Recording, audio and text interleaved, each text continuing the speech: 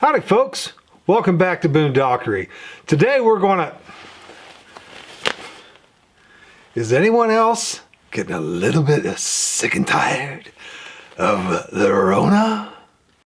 I just want to put it out there, I am 100% completely fed up, irritated, annoyed, and done with all things COVID-19.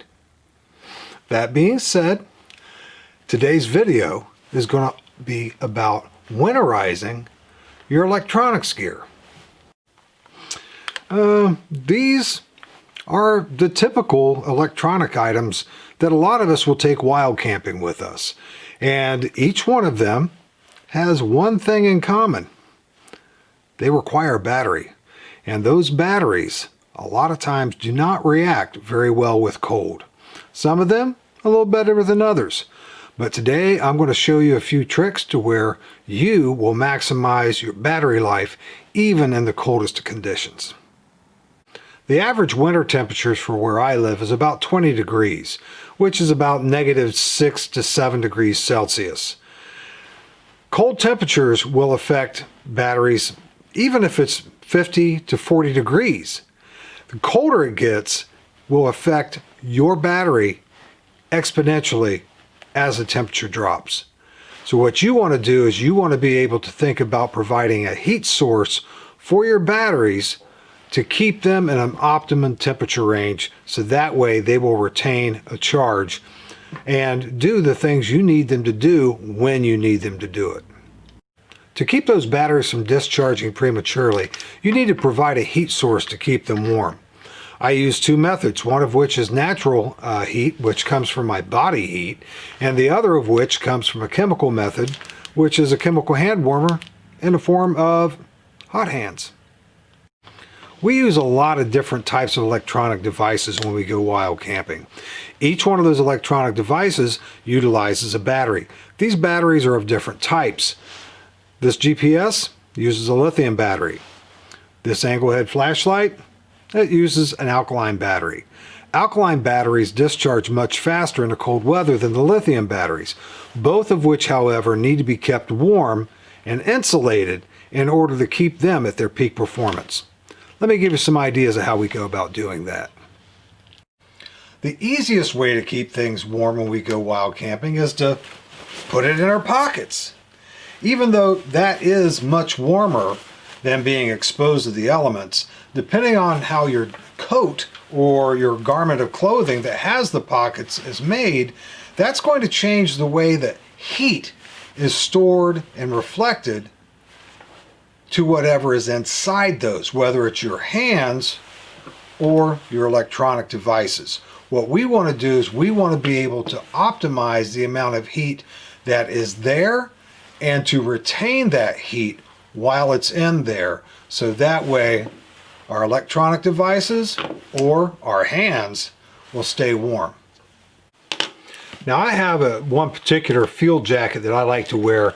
So what I did is I went ahead and measured and pre-cut individual Reflectix panels for each one of the pockets that I have in that coat. So that way I have a maximum amount of heat retention throughout the entire coat. So if I have my cell phone in this pocket and I take it out to check my GPS or whatever on the phone, take a picture with it, and I want to put it in another pocket, I'm still being able to put it in an insulated environment to keep that heat in no matter what pocket it winds up going in.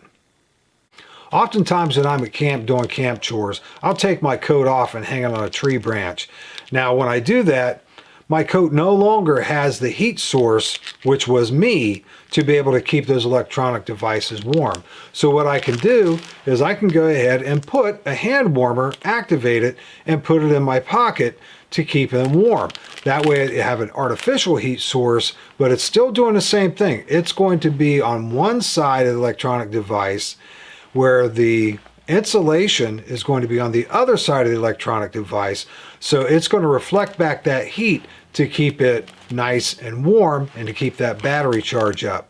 And when I'm finished doing camp chores and I'm cooling down, chances are I'm going to get chilled anyway, so that hand warmer will come in nice and handy after I put my coat back on.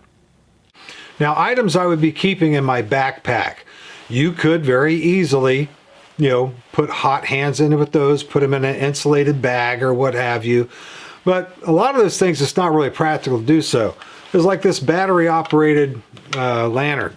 This right here, what I can do with this, since it's sort of bulky and it doesn't have a whole lot of batteries in it, but it does take up a lot of space, I can just go ahead and take the batteries out, put them in a Ziploc baggie, throw them in my hip pocket, and leave them there until I actually need to use the lantern. Now, I realize this could be getting a little anal retentive, but at the end of the evening, and I'm not going to be using my lantern anymore, I'm going to be using my headlamp, I could actually remove those batteries again, put them back in the Ziploc baggie, and put those in my pocket, which will be wrapped up and put in my hammock with me to keep them warm to the next time that I need them. Again, as being a little anal retentive, but if you're in an area to where you're going to be there multiple evenings and the temperature is going to get very cold, perhaps below zero, by doing that, you might actually wind up having batteries that will last you the entire outing as opposed to running out of your battery electric supply halfway through. Now, the method that I use with the piece of Reflectix as being an insulator for my pocket works pretty well when I'm using a pocket-sized camera. However, if I want to store my camera in my pack as opposed to on my person, you can have just your standard little camera case, and that little camera case is compressed neoprene. That very easily could accommodate a little hand warmer. Slide that in there, and that right there will keep it good and warm for about 8 hours. These will range anywhere from 8 hours to 10 hours to 18 hours depending on what size they are and what style they are.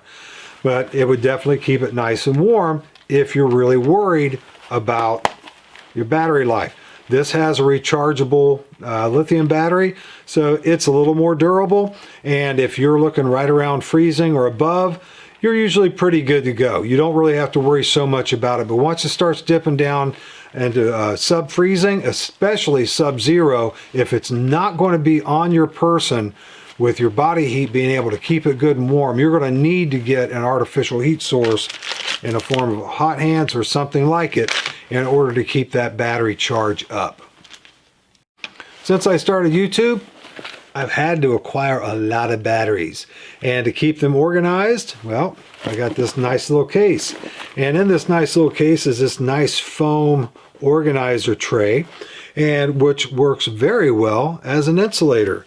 And since I have this nice little pocket up here, all I have to do is take hand warmer, stick it in there, close it up, zip it up, and this one's going to be good to go for 18 hours. I have 2 of those. It will last me a good weekend, as well as trying to plan out the amount of battery life that I'm going to need for my camera and filming. I also need to keep in mind the heat source life to make sure I have enough hand warmers to keep these things good and warm, so they'll do the job I need them to do when I need them to do it. Now, I definitely prefer to be able to have natural body heat being able to keep my electronics warm. However, the temperature could be so cold that because of how I have to do my layering to keep me warm, not a whole lot of that heat is making it to my outer shell to keep my electronics warm.